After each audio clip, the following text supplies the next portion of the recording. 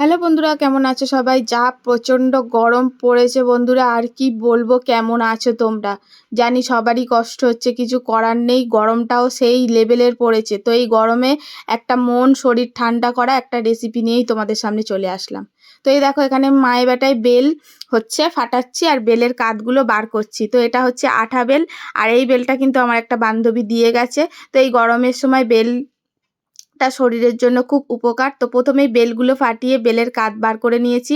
এখন বেলের কাঠগুলোকে ভালো করে হাত দিয়ে চটকে মাখিয়ে নিতে হবে, আর একটু একটু করে জল দিতে হবে, কারণ এত শক্ত তো কাঠটা একটু একটু ঢিলে করে নিলে না কাঠ থেকে এই যে মানে দানা, তারপরে হচ্ছে ছিবড়াগুলো বার করে নেওয়া যাবে। তো এইভাবে ভালো করে চটকে চটকে মাখি, আর এই দেখো এইভাবে ছিবড়াগুলো আলাদা আলাদা করে ফেলতে হবে।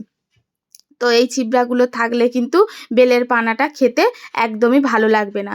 তো তোমরা যারা এইভাবে না বার করতে চাও তারা কিন্তু ছাঁকনিতে ঢেলে ছেঁকে নিতে পারো। তো এই দেখো একদম পুরো বেলের থেকে সমস্ত ছিবড়া আর দানাগুলো বার করে দিয়েছি, আর এখানে একদম কাতরা বের করে নিয়েছি। তো কাতরা কি সুন্দর লাগছে দেখতে, তাই না?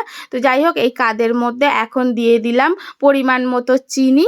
তোমরা চাইলে কিন্তু আখের গুড় দিয়েও বানাতে পারো, তাহলে কিন্তু শরীরটা আরও ঠান্ডা করবে। তো আমার ঘরে ছিল না, তাই চিনি দিয়েই বানিয়ে ফেলছি। তো চিনিটা দেওয়ার পরে এই যে বেলের কাদের সঙ্গে ভালো করে একদম মাখিয়ে নিতে হবে। আর এখানে আমি 2 চামচ মতো গুঁড়ো দুধ নিয়ে নিয়েছি, আর এর মধ্যে দিয়ে দিলাম একটু জল। তো এখন এই দুধটা ভালো করে গুলিয়ে নিতে হবে। আর দেখো, আমি কিন্তু বোতলের জল দিয়েই দুধ গোলাচ্ছি। দুধ গোলানো হয়ে গেল, বোতলের জলও আগুন হয়ে আছে।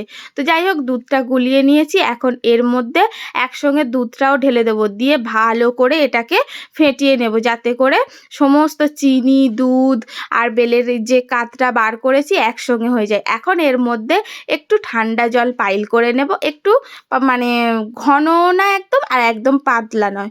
তো এইভাবে এইটা ভালো করে মিক্সড করে নেব। তো ব্যাস, এই দেখো কি সুন্দর লাগছে। আর দুধটা দিলে না এই বেলের পানাতে খুব সুন্দর স্বাদ হয় কিন্তু খেতে। তো যাই হোক, এখানে ভালো করে সুন্দর করে গুলিয়ে নিচ্ছি, একদম দুর্দান্ত লাগছে কিন্তু দেখতে।